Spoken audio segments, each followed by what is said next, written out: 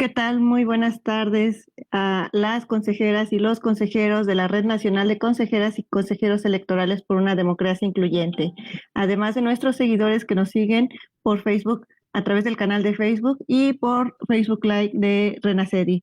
El día de hoy tenemos en nuestro tercer programa de esta barra de opinión de la Red Nacional de Consejeras y Consejeros Electorales por una Democracia Incluyente, Renacedi, tenemos una invitada especial, a la doctora Eva Barrientos, y el tema que hoy vamos a platicar es Mujer indígena, la perspectiva de género e intercultural en la justicia electoral.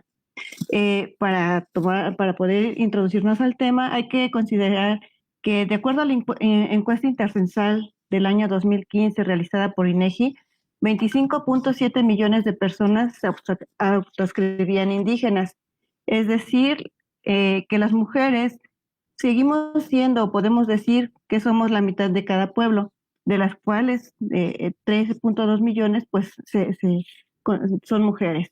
En razón de lo anterior, pues el Estado ha implementado una serie de políticas públicas encaminadas a proteger los derechos de las mujeres, con la finalidad de hacer visible que las mujeres también estamos presentes en cada espacio de lo público. El Tribunal Electoral del Poder Judicial de la Federación ha hecho lo propio a través de sus sentencias, las cuales buscan garantizar el ejercicio efectivo de los derechos políticos electorales de las mujeres indígenas. Bienvenida, magistrada Eva Barrientos. La primera pregunta, pues, para dar introducción a este tema es, ¿quién es Eva Barrientos? Muchísimas gracias, consejera Miriam. Un gusto estar en este programa de opinión de Renacer y muchísimas gracias por la invitación a la presidenta Cata, como le decimos de cariño.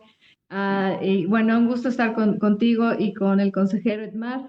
Y pues bueno, ¿quién soy yo y por qué? Pues puedo platicarles un poquito sobre todo de este tema de pueblos y comunidades indígenas, de la perspectiva de género y perspectiva intercultural. Y digo un poquito porque finalmente es hablar de algo que observa uno, pero con el respeto a estas comunidades indígenas, porque ellos son los que viven esta problemática, sobre todo las mujeres indígenas. Yo soy jalapeña de nacimiento, la vida me ha dado la oportunidad de trabajar, desarrollarme en el ámbito electoral. Desde mis estudios de posgrado los he hecho en materia electoral.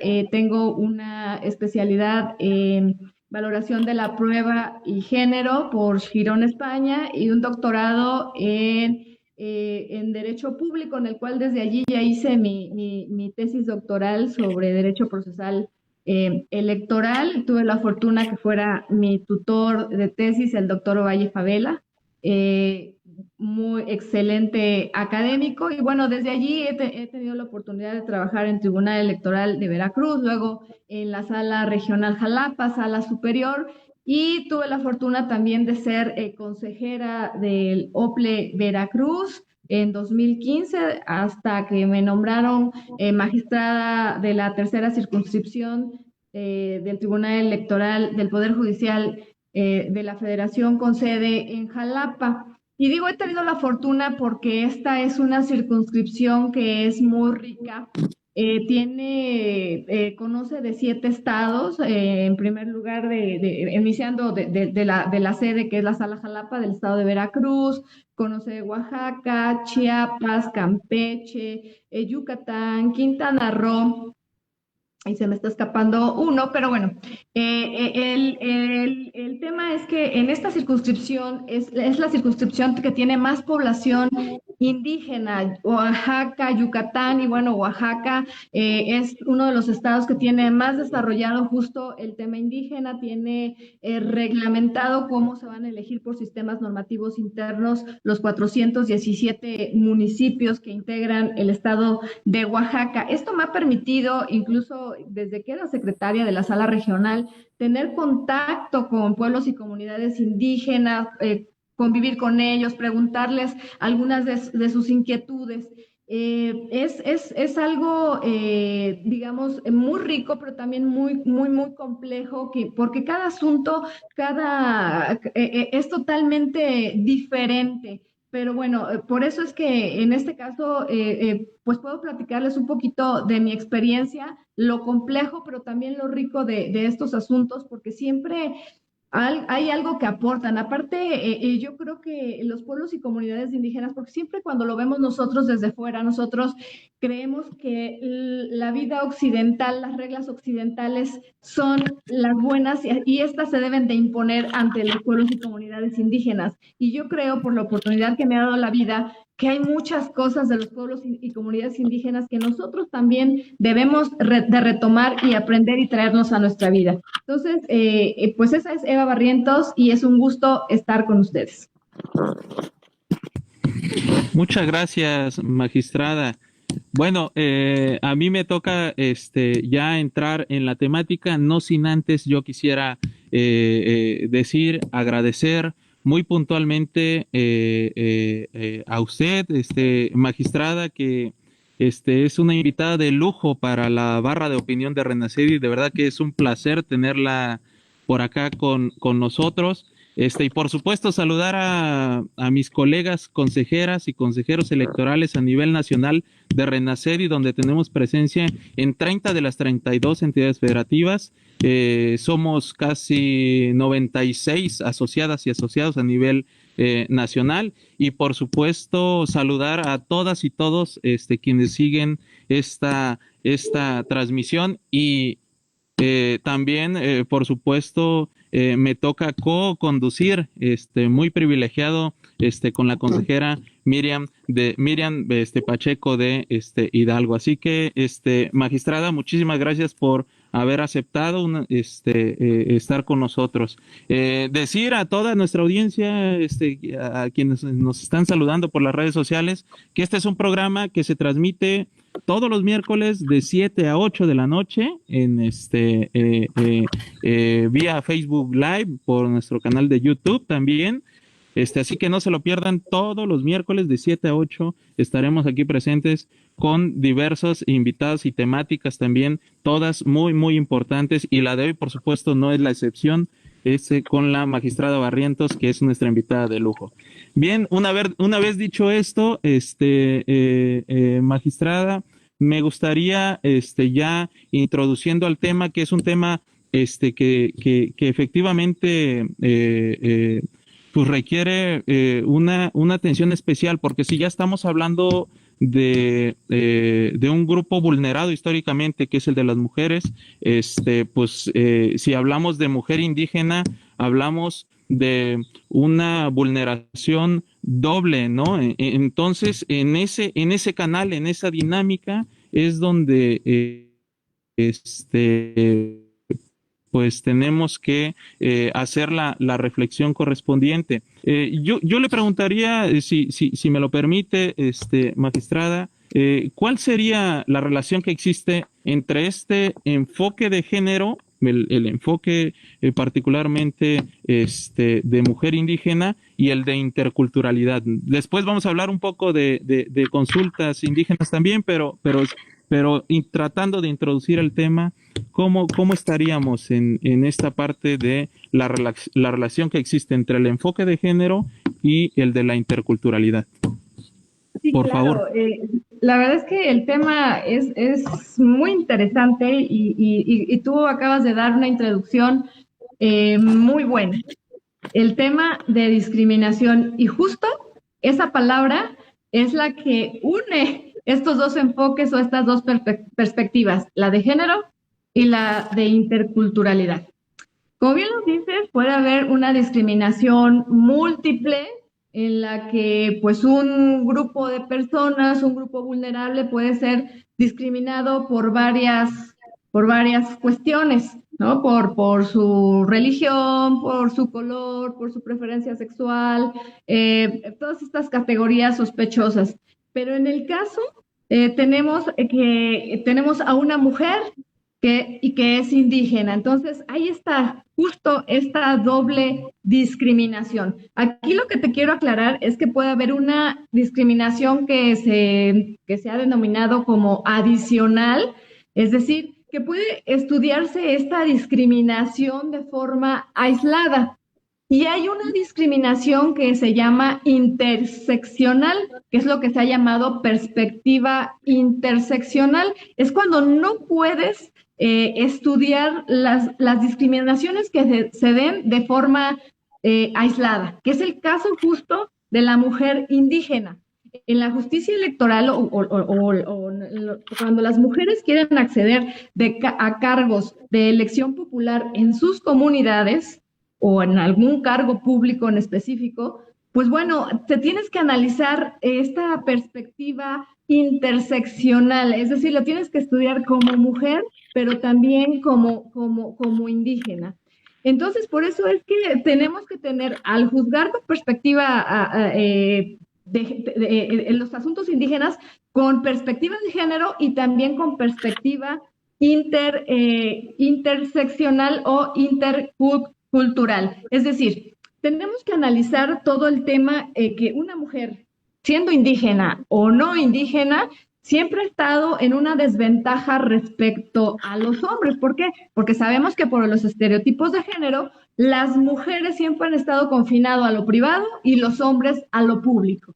Entonces, cuando la mujer quiere salir y quiere acceder a algún cargo público, pues no tiene todas estas herramientas que los hombres han generado a lo largo de los años. Y cuando es una mujer indígena, esto es todavía más arraigado, más fuerte, porque sabemos que en los pueblos y comunidades indígenas muchos de los usos y costumbres están muy relacionados con el patriarcado, es decir, las mujeres están solamente en su casa, los hombres son los que salen al campo, las mujeres solo cuidan a los hijos, tienen más hijos, o sea, porque todavía se entiende que la finalidad principal de las mujeres es tener hijos.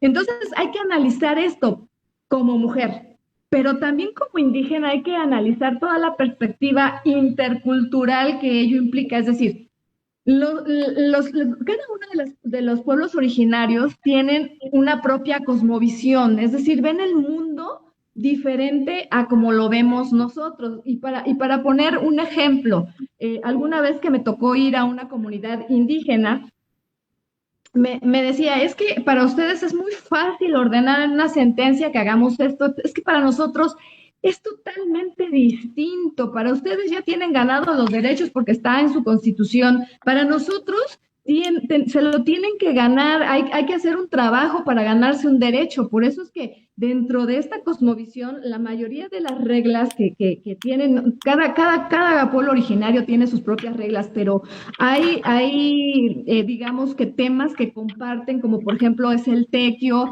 el sistema de cargos, en donde es un servicio comunitario, es decir, el tequio tienen que dar pues faena para poderse ganar algún cargo. El sistema de cargos empiezan incluso desde monaguillos en la iglesia, etcétera, y van subiendo, y si no han pasado por esos cargos, por ejemplo, no pueden acceder a un cargo del municipio, del ayuntamiento. Entonces, esta parte tenemos que entenderla porque se tiene que analizar cuáles son sus costumbres y a la vez también que la mujer también tiene derecho a participar de la vida política de su pueblo. Por eso es que están tan interrelacionados. Y aquí surge el principal problema. Las mujeres indígenas son las que tienen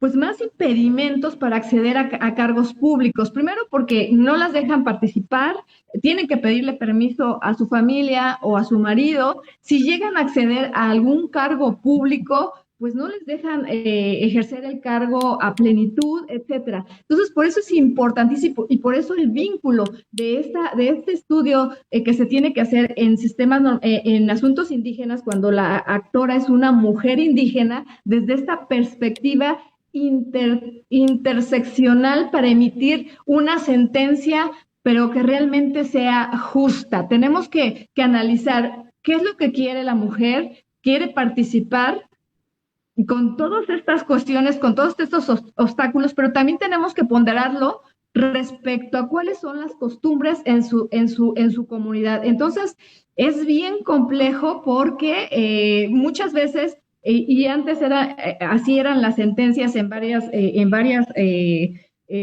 precedentes en donde se ordena, tiene que quedar una mujer. Y muchas veces, por las costumbres, ¿cuál es la consecuencia? Que incluso se pone en riesgo su vida. Entonces, por eso es importantísimo tener estas dos perspectivas.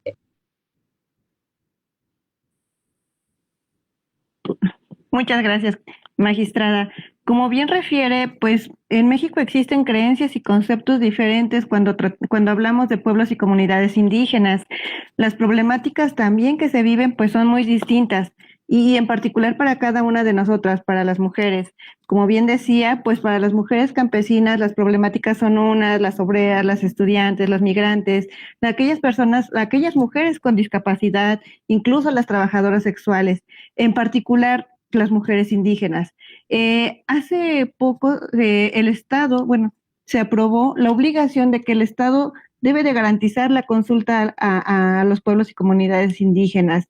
Desde su perspectiva, ¿considera que esta obligación que tiene ahora cualquier institución del Estado mexicano de garantizar el derecho a la consulta responde a las necesidades de las personas indígenas, en especial de las mujeres, a los puestos de elección popular? Es una buena pregunta y además muy oportuna. Déjame decirte que el Estado mexicano ha firmado pues convenios, en especial el 169 de la OIT, donde justo se establece la obligación del Estado de consultar a los pueblos y comunidades indígenas si se va a afectar pues su entorno, sus derechos, su forma de vida, etcétera. Sin embargo, aun cuando existe esta obligación convencional, lo cierto es que México no ha cumplido con este deber.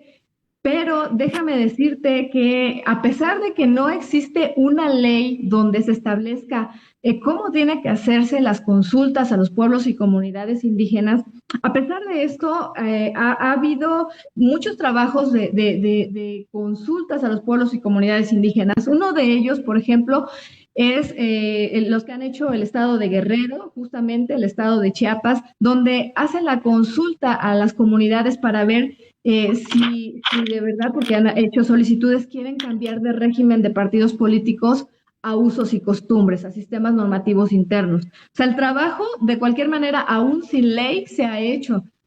Ahora, la buena noticia es que justamente el día de hoy la Suprema Corte de Justicia de la Nación acaba de ordenar al Senado que emita la ley de consulta.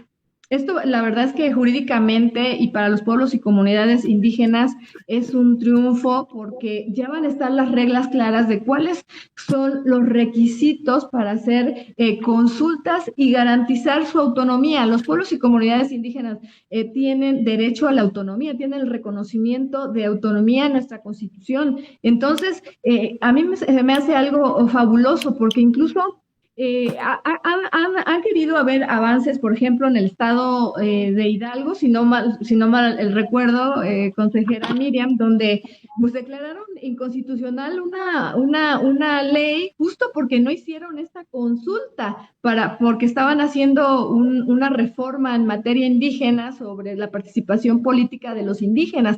Entonces, es importantísimo que ya se tengan las reglas claras. Y me parece que es un gran avance que hoy la Suprema Corte haya emitido esto. Esperemos que el Senado de la República lo haga en corto plazo, porque es una forma de garantizar el derecho a la autodeterminación y autonomía de los pueblos y comunidades indígenas.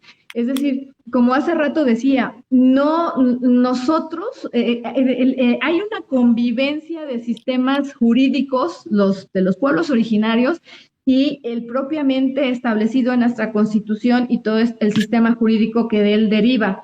Pero conviven estos sistemas jurídicos y no quiere decir que uno deba imponerse sobre el otro. Es una convivencia que tiene que armonizarse, que tiene que convivir de manera pues yo creo que efectiva, le diría, lo calificaría así, y esto solo se puede si se acerca uno a las comunidades indígenas a preguntarles qué es lo que quiere.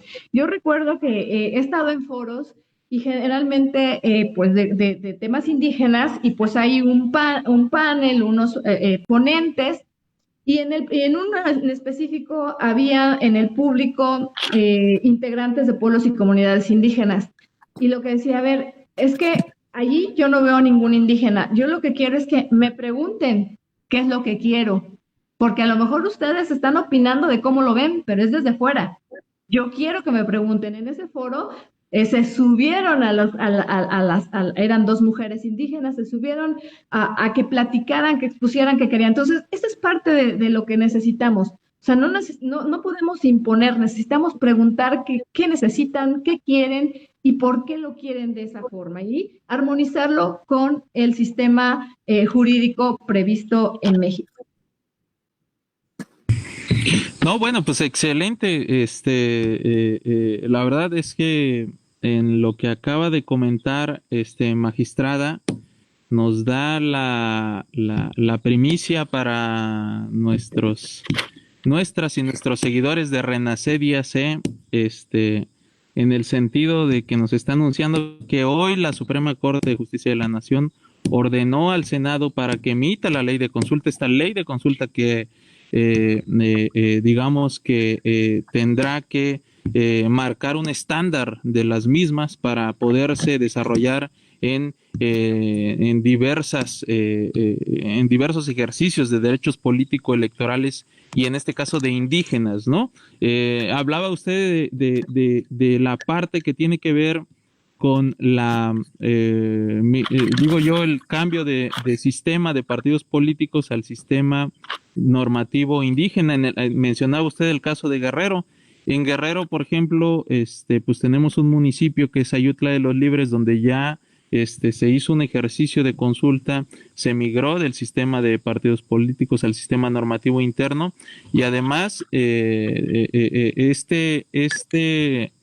esta migración y hoy que ya se está llevando a cabo un gobierno municipal en este municipio, así como en otros, aparte de los de Oaxaca, el caso de Chiapas, en Ochuc, y el caso de Michoacán en Cherán, pues bueno, ya estamos hablando de que, por ejemplo, en el caso de Ayutla en particular, el Instituto Electoral estableció que tendría que haber paridad en la integración del órgano.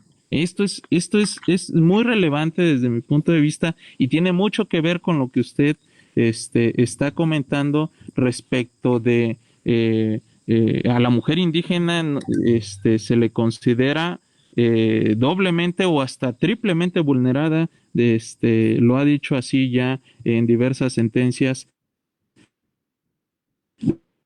el Tribunal Electoral del Poder Judicial de la Federación. Y ahí, magistrada, que nos dijera usted por qué es importante entonces que las sentencias en materia político-electoral, en este caso con un enfoque de mujer indígena, cuenten con una perspectiva, como ya lo ha dicho, de juzgar con perspectiva de género, pero también con una perspectiva interseccional. Ya lo ha mencionado de manera muy general, pero sí, si nos pudiera precisar por qué es tan relevante, ¿no?, que las sentencias lleven estos enfoques. Sí, claro. Es importante porque tienes que analizar, en cada asunto tienes que analizar el contexto. El contexto en el cual se encuentra la mujer indígena. Es decir, tú primero, y ahí sí retomo las palabras de algunas consejeras de Oaxaca, donde ellos tienen la oportunidad de llevar a cabo reuniones conciliatorias antes pues de que se pueda validar o anular una elección, o incluso antes en la preparación de alguna elección de sistemas normativos internos. Y lo que dicen, porque desde la perspectiva que nosotros tenemos es que, a ver, las mujeres tienen que participar y tienen que estar de forma paritaria, pero lo que comentaban algunas de las consejeras que en estas reuniones lo importante es escuchar a estas mujeres. ¿Realmente quieren participar en ese cargo? ¿Qué es lo que las motiva a participar en ese cargo? o si definitivamente, porque luego no se cree, en algunos pueblos y comunidades indígenas, según nos han comentado experiencias, realmente las mujeres no quieren, no porque no puedan, no porque no sean capaces, sino porque es diferente el cargo en un pueblo y comunidad indígena al que nosotros tenemos en nuestros ayuntamientos elegidos por partidos políticos. Es decir, allá es un cargo honorífico en los cuales a veces pues no les pagan. Y entonces muchas mujeres, no todas, porque sí hay muchas interesadas y a ellas es a las que hay que proteger, pero sí hay en pueblos y comunidades indígenas en donde efectivamente se emitió la convocatoria para que participaran mujeres, asistieron a la asamblea, se les preguntó si querían participar y no quieren participar porque implica una carga más a su casa, a su familia y sin recibir, pues digamos que un reconocimiento económico por ese trabajo. Entonces, por eso es importante analizar esta perspectiva intercultural, es decir, en qué comunidad está, analizar cada uno de estos temas que te digo son importantísimos, estas actas que levantan en estas audiencias conciliatorias, porque te dan mucha luz efectivamente. Analizar si efectivamente en esa comunidad ya han participado mujeres, porque si ya han participado mujeres, por ejemplo, y posteriormente ya no las dejan participar, pues ahí va en contra del principio de progresividad del derecho humano. Entonces ahí sí ya era la costumbre que participaron y seguramente habrá mujeres que sí quieran. Hay en otras comunidades que no quieren todavía, quizá porque pues no tengan la suficiente información o por cuestiones particulares como las que te acabo de comentar. Entonces, por eso es bien importante analizar el contexto porque habrá en otras donde sí quieren y no las convocan. Por ejemplo, si no analizáramos con perspectiva intercultural y de género de manera, tendríamos sentencias que no le darían la razón a las mujeres, sobre todo cuando ellas van y se manifiestan, sí quiero, hay que garantizarles el derecho a participar. Te voy a poner un ejemplo. Hubo un asunto donde hacen una asamblea, porque las asambleas generales comunitarias, como ustedes bien saben, son la autoridad máxima en los pueblos originarios y es a través de ellas como se eligen a los integrantes del ayuntamiento. Pues bien, esta asamblea empezó bastante tarde, empezó a las 7 de la noche. Sí convocaron a mujeres, pero se extendió esta asamblea se extendió hasta más de medianoche. Entonces, iban votando por ternas cada cargo. Cuando llegan las ternas de mujeres, pues ¿qué creen? Que ya era la 1 de la mañana y ya casi no había mujeres.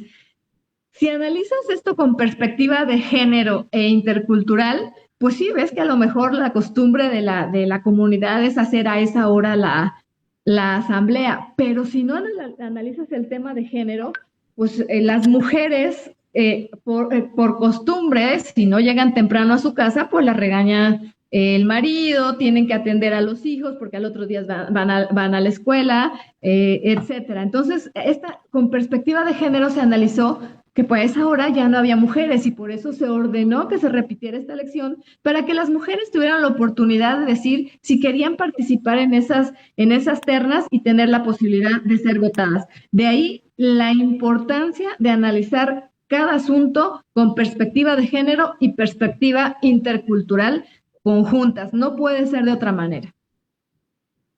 Bien, magistrada, muchas gracias. Pues a partir de lo que usted menciona, de lo que mencionas, pues quiere decir que pues vivimos realidades distintas en nuestros pueblos y comunidades indígenas a la vida occidental, como suele llamar. Pero en ambas situaciones pues estamos alimentados de normas sociales que se siembran en el imaginario colectivo. En este caso, también las mujeres mexicanas, en particular las mujeres de los pueblos y comunidades indígenas, pues debemos repensar nuestra condición desde dónde estamos pisando, el piso donde estamos.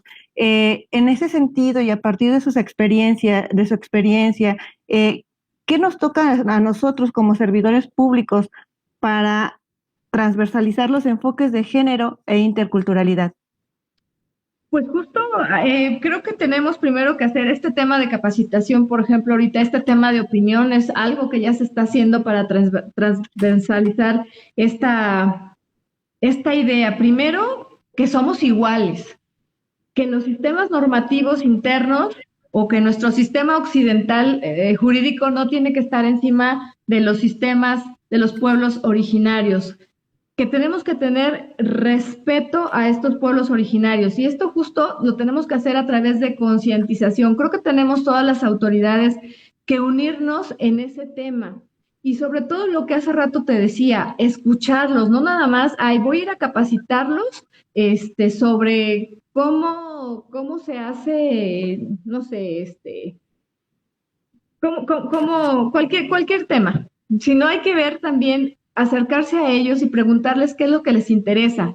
El tema, por ejemplo, de los derechos humanos, sabemos que uno de los límites al ejercicio de esta autonomía de los pueblos y comunidades indígenas, pues es justo el respeto a los derechos humanos, ese es su límite. Pero para hacer esta transversalización, creo que tenemos que empezar por concientizar a través de las diferentes autoridades, no solo electorales, yo creo que así aquí a través de la Secretaría de Educación, de las Secretarías de la Mujer, de diferentes autoridades, para primero ir a concientizar a las pueblos y comunidades indígenas qué son los derechos humanos. O sea, partimos de la idea de que ellos saben qué son los derechos humanos, cuando los derechos humanos, pues finalmente es una creación del derecho occidental. Entonces, lo importante es generar esta conciencia de por qué es importante que se respeten antes de imponérselo. Entonces creo que tenemos que hacer mucho trabajo de acercamiento hacia los pueblos originarios. Cada quien desde su trinchera, creo que es lo como podemos lograr esto. Pero te digo, algo fundamental para mí es desde el sistema educativo. Allí, al igual que en el tema de género, me parece que esta discriminación tiene que cambiar, no tiene que verse como que eso es lo natural, porque pues aquel viene de un pueblo, aquel trae este color de piel. Tenemos que reeducar desde niños y niñas a que todos somos iguales e infundir este respeto a toda persona, porque finalmente todos somos humanidad. Entonces, me parece que es un trabajo muy complejo de muchas instituciones, pero que cada quien desde nuestra trinchera podemos poner un granito de arena. Y además, bien importante, porque luego hacemos este tipo de foros desde acá. Pero el problema es que, por ejemplo, los pueblos y comunidades indígenas hay que estar ahí. O sea, si queremos llegarles a ellos, pues finalmente hay que invertirle un poco más en eso, que ese es el tema, creo que ahorita problemático, que en estos temas es donde se les dedica menos presupuesto y hay que estar allí precisamente para tener esta cercanía con ellos y preguntarles realmente qué es lo que quieren, por qué lo hacen de esa manera. Y te digo, también de esa manera nosotros nos podremos retroalimentar. Sin embargo, creo que tenemos que seguir trabajando todavía todas las instituciones en este tipo de acciones. Muchas gracias, magistrada, por sus respuestas a los planteamientos. Bueno, yo le voy a hacer una pregunta, pero quiero relacionarla, si me lo permiten, con dos temas.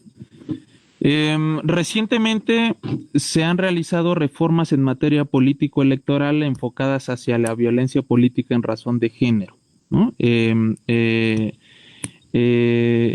Considera que el tema deberá contar con un análisis diferenciado cuando se habla de mujeres indígenas en particular, es decir, violencia política en razón de género y en específico hacia mujeres indígenas. Y esa es la primera parte del planteamiento, pero la segunda quisiera hacer referencia a lo que comentaba un poquito antes en alguna respuesta que tenía que ver con una perspectiva donde los pueblos y comunidades indígenas tenían que tener también, estar insertos, digamos que dentro de una coexistencia con el ejercicio de derechos políticos electorales de manera occidental.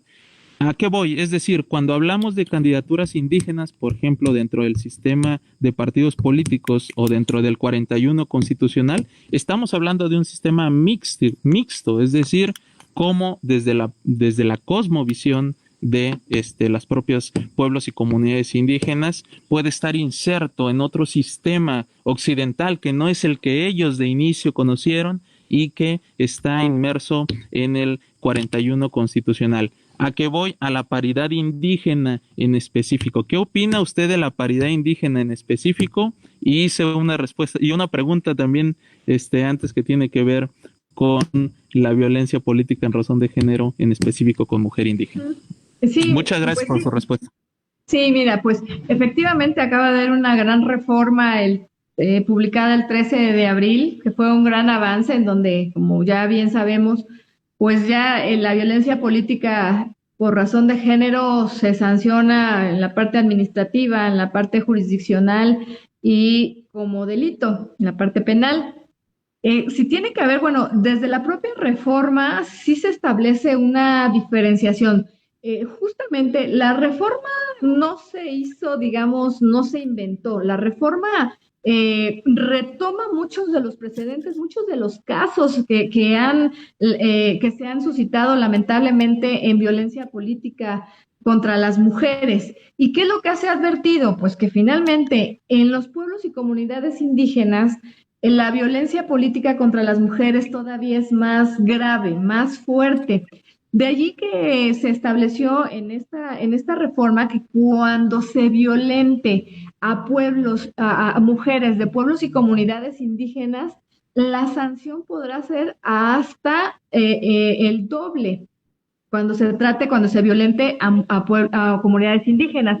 Y aquí te quiero también comentar que en la reciente reforma de Oaxaca, en la armonización que hace de su ley, también establece que también se considera violencia política de género cualquier acto que pues restrinja o anula el derecho político electoral de una mujer con base en sus usos y costumbres. Entonces, desde luego que sí requiere, digamos que un tratamiento reforzado este tema de violencia política contra las mujeres en los pueblos y comunidades indígenas.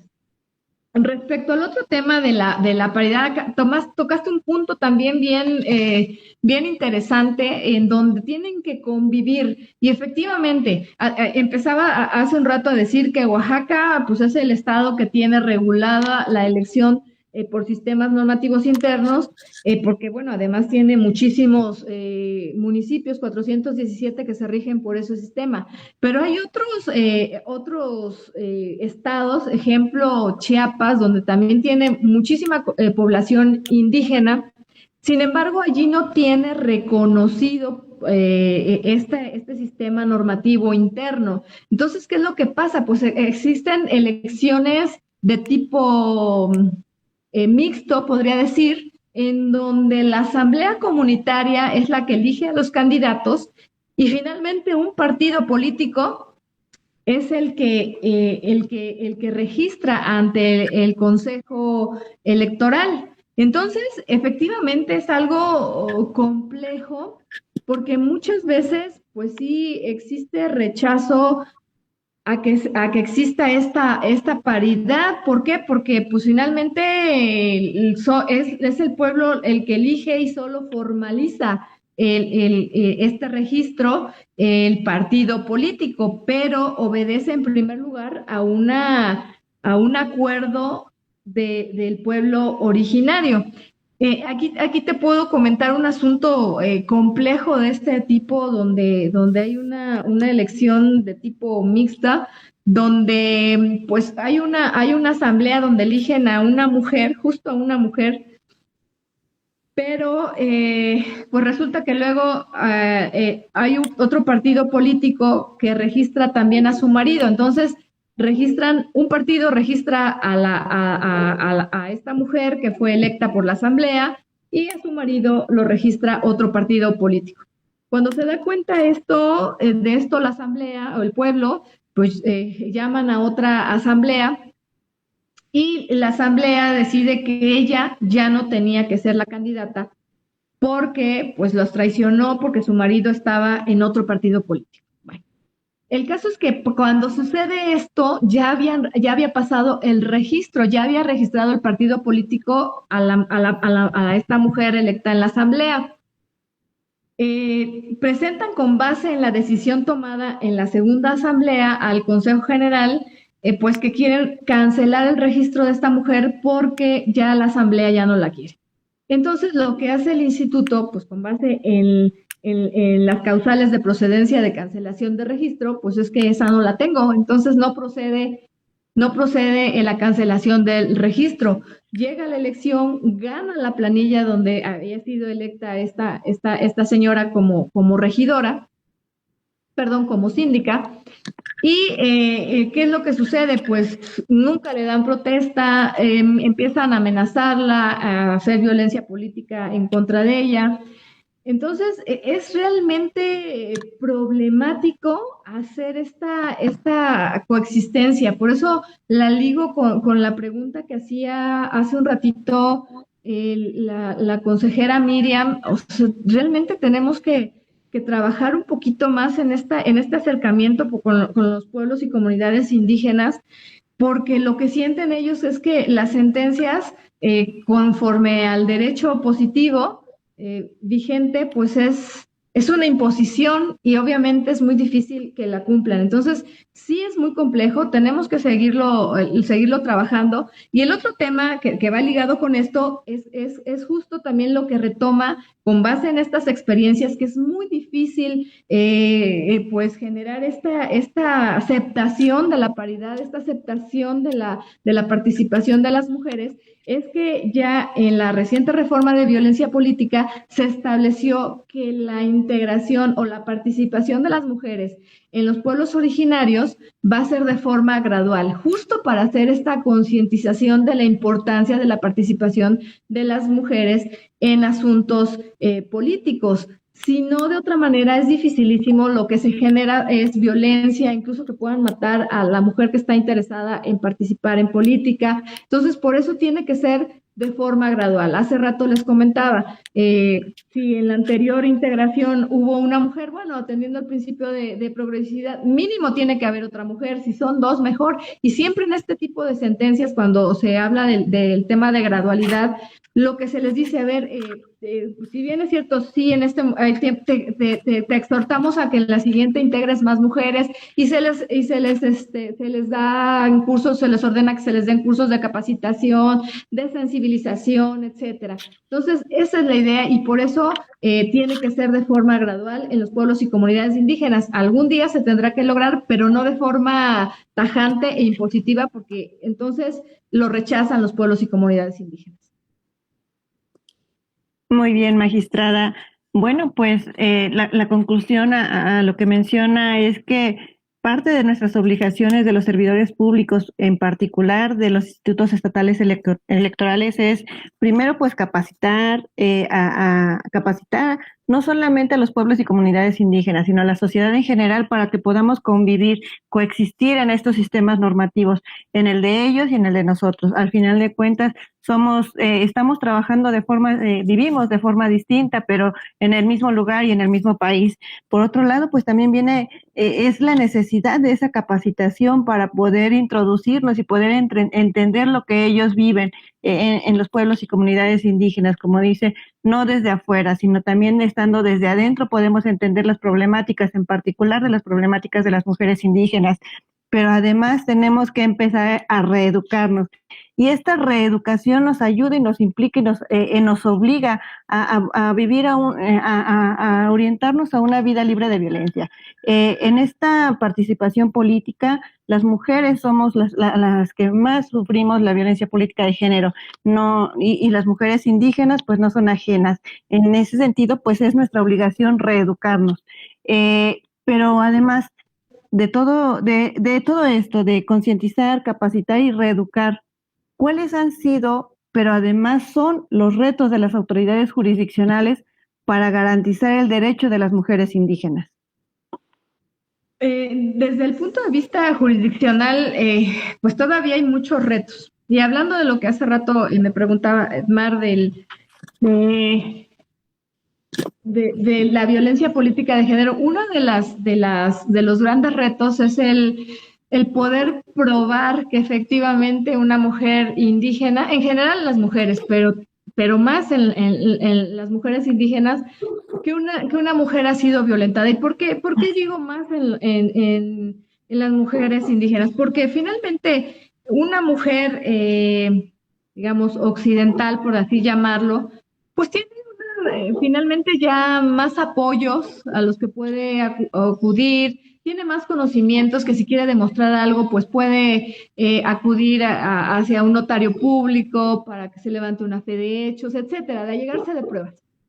Pero en los pueblos y comunidades indígenas, la mujer está un poco más indefensa y solamente es su dicho de que fue violentada contra el dicho del que la violentó. Entonces, es muy difícil comprobar esto. La mayoría de los asuntos que llegan no traen pruebas, entonces nos tenemos que llegar de cualquier indicio que podamos tener.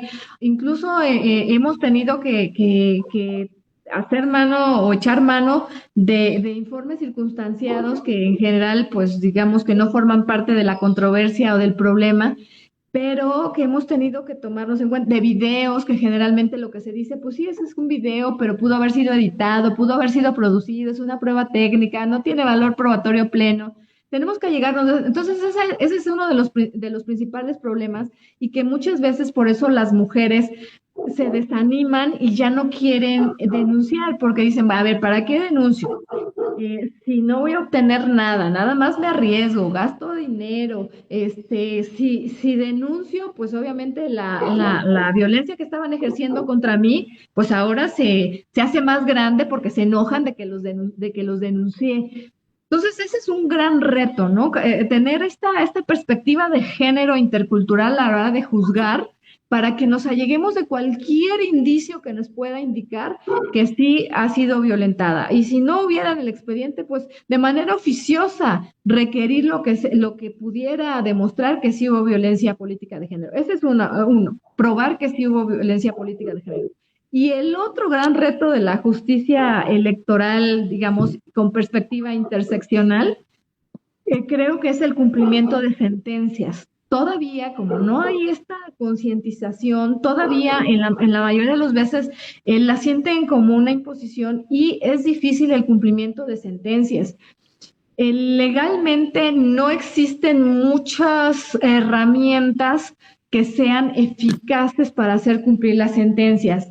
Generalmente los medios de apremio o las formas para hacer cumplir una sentencia, pues es obviamente la amonestación, la multa, el arresto y en algunos estados que lo tienen previsto, dar vista al Congreso para la revocación del cargo o del mandato. Pero, a ver, ¿qué pasa? La amonestación, pues como solo es una amonestación, pues no les importa. El arresto, la multa, prefieren pagar antes de restituir o pagarle a la mujer que no está ejerciendo el cargo, por ejemplo. El arresto, generalmente lo que hacen es que se amparan. Y entonces, si se amparan, pues ya dejan sin eficacia, porque ese es el otro tema. Cuando se ordena un arresto, solicitan un amparo y se les dan. A mí me parece que esa parte se tiene que revisar, porque si ya es ordenado por otra autoridad jurisdiccional en cumplimiento de una sentencia, creo que no debería de proceder el amparo, justo para no dejar ineficaz esa medida para que se cumpla la sentencia. Y el procedimiento de vista al Congreso para que los quiten, en primer lugar no lo tienen todos los estados, y en segundo lugar lo que sucede es que sí, se les da vista para que inicien el procedimiento de revocación de mandato, pero no lo hacen de inmediato. Entonces, pues ya cuando empiezan a ver el procedimiento, pues ya se les acabó el tiempo de su encargo. Entonces, ese es un gran problema que tenemos. ¿Cómo hacer cumplir nuestra sentencia? Me parece que esa es una parte que se tiene que revisar, amerita una reforma también para que tengamos las autoridades jurisdiccionales más herramientas para hacer cumplir nuestras sentencias y sobre todo pues poder garantizar el ejercicio de los derechos políticos electorales de una mujer que ha sido violentada. Perfecto. Tenemos bastantes preguntas, magistrada. Ha generado usted una buena, intervención con quienes nos siguen y agradecemos mucho a quienes nos siguen por las redes sociales de Renacedia C. Muchas de las interrogantes que ahí están planteadas, se le ha dado respuesta, ya en las intervenciones que ha planteado la magistrada Eva Barrientos, pero no quisiera irme toda vez que tenemos unos minutitos, magistrada, que pudiera plantearle alguna de las interrogantes a reserva de que, vuelvo a repetir, a lo mejor algunas ya están, digamos que ya se les dio respuesta derivada de las intervenciones. Nos dice, por ejemplo, Nayo Ortiz, me parece que sería bueno preguntarnos cómo lograr el empoderamiento de las mujeres indígenas desde una perspectiva intercultural, y luego, ¿cuál debe ser el papel de los institutos electorales para impulsar la participación política de las mujeres indígenas desde un enfoque culturalmente adecuado? Nos pregunta Rosy Calleja también, la consejera, la perspectiva intercultural en el caso de violencia en razón de género se aplicaría no solo a mujeres indígenas, sino también a mujeres afromexicanas, pregunta Rosy Calleja. Disculpe que le esté llenando de preguntas, pero me parece que plantearlas de esta manera a lo mejor pudiera generarse ya una respuesta a manera de conclusión que pudiera ir cerrando, digamos, que la participación. Yuriana Lázaro Landa nos pregunta, tengo una duda. En Morelos se acaba de aprobar la paridad de género, así como la sanción por violencia política. Si un varón cae en las hipótesis de violencia política y los hechos fueron antes de la reforma, ¿se puede sancionar? Pregunta. Y finalmente tengo otra más. Dice, hola, aun cuando en el marco normativo protege y garantiza el acceso de las mujeres a cargos de elección popular, también debería informarse y formarse, y más aún a las mujeres indígenas para desempeñar las funciones en el cargo para la cual fue electa. Nos pregunta Azucena Cayetano Solano, la consejera también. Entonces, estas son las preguntas de manera muy general. De cualquier forma, se las haremos llegar, magistrada, a lo mejor para darles digamos que una respuesta a lo mejor más puntual, pero no sé si a manera de conclusión nos pudiera dar una reflexión, tal vez tocando alguna de las temáticas que se han planteado desde nuestro público de Renacedia C, ¿no? Sí, claro. Empezaría con el de Rosy Callejas. Saludos, Rosy. Si esta perspectiva intercultural también abarca, y en caso de que sea violentada, obviamente una mujer afroamericana, desde luego, y bueno, de Guerrero, ella lo sabe perfectamente, en Guerrero, Veracruz, somos de los que más tenemos población afromexicana. Desde luego, es un grupo también, al igual que los indígenas, que los pueblos originarios, pues son grupos vulnerables y que también tienen que tener esta perspectiva intercultural. También tenemos que saber el contexto en el cual están desarrollando su vida, en el cual ellas por qué quieren participar y por qué se le están poniendo obstáculos, y tenemos que verlas como mujeres y como afroamericanas. Entonces, tenemos que ver esta perspectiva, es decir, esta perspectiva interseccional, ahorita lo estamos analizando con la perspectiva de género e intercultural, pero esta perspectiva para juzgar de forma interseccional, desde mi punto de vista, abarca a todos los grupos vulnerables, o sea, discapacitados, por cualquier otra discapacidad discriminación que tengan. Entonces, creo que es obligación de los órganos jurisdiccionales juzgar con perspectiva interseccional. ¿Cómo lograr el empoderamiento de las mujeres? Pues esa parte ya más o menos lo hemos comentado. Bueno, pues tiene que ser a través de este acercamiento, de esta capacitación, de esta concientización, de que sepan a qué tienen derecho, que pueden defender sus derechos, que hay, y luego ahorita con esta gran reforma que hay formas de protegerlas, o sea que finalmente el Estado va a accionar digo, en el deber ser, pues, o sea, digo, nos vamos al deber ser, tiene que accionar con medidas de protección, con medidas cautelares para proteger su seguridad. Creo que es una forma de darle seguridad, porque la gran mayoría, vuelvo a repetir, de las mujeres están interesadas, pero a lo mejor hay desánimo porque dicen, pero ¿para qué voy a ir si no voy a obtener absolutamente nada? O voy al contrario, me voy a arriesgar. Creo que esta capacitación que tenemos que dar y que la ligo justo con otra que hacían, que cuál es el papel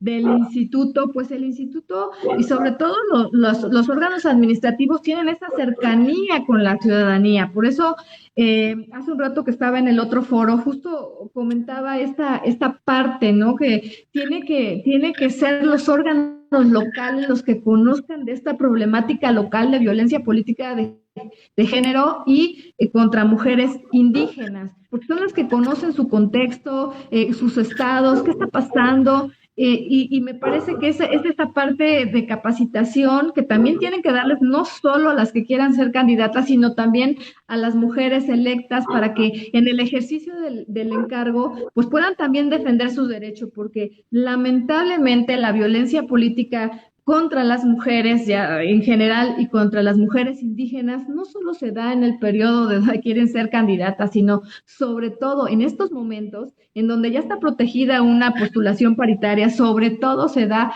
esta violencia ya en el ejercicio de su encargo. Entonces, de allí que también los institutos, las autoridades, tengamos que dar seguimiento a qué pasó con esta mujer a la cual protegimos en algún momento con medidas de protección, con medidas cautelares, si está ejerciendo bien el cargo, porque hay veces terminamos este tema de ya, no sé, la queja, el PES por el tribunal local, en su caso, y ya se olvida, y a lo mejor pues la mujer sigue siendo violentada, entonces hay que darles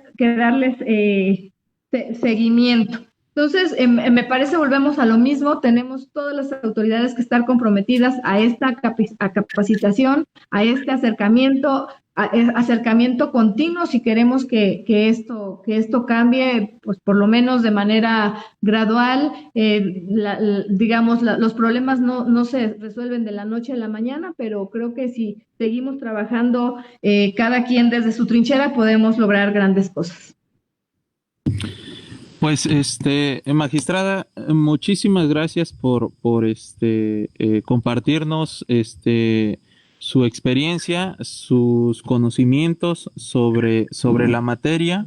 Decir que ojalá y podamos seguir platicando, en Renacer IAC o en algún otro espacio, pues los temas que aquí planteados, porque pues no concluyen en un solo momento. Evidentemente esto apenas, digamos que inicia, por ejemplo, con la noticia que nos da usted, y reitero, la resolución de la Suprema Corte de Justicia de la Nación, donde ordena al Senado de la República a que emita la ley de consulta correspondiente sobre pueblos y ejercicio de derechos políticos electorales sobre pueblos y comunidades indígenas.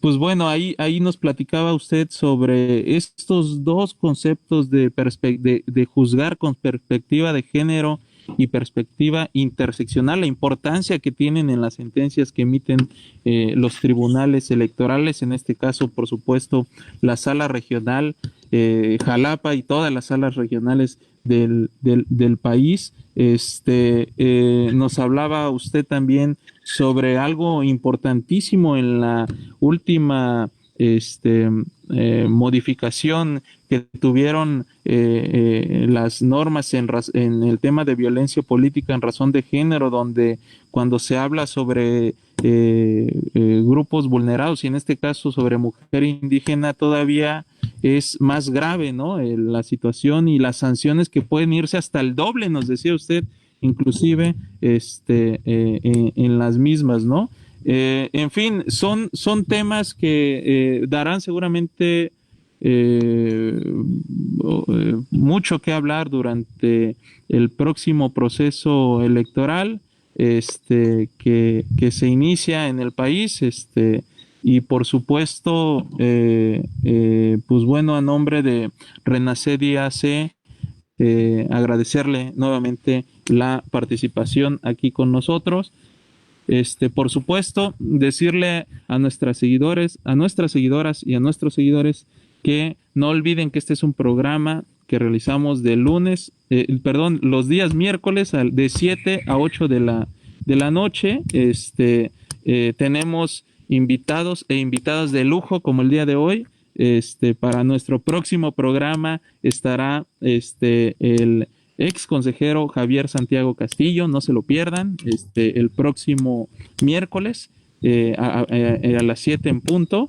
Y pues a mí en lo particular agradecer y la confianza que se me otorgó para co-conducir junto con la consejera Miriam Pacheco del estado de Hidalgo este programa.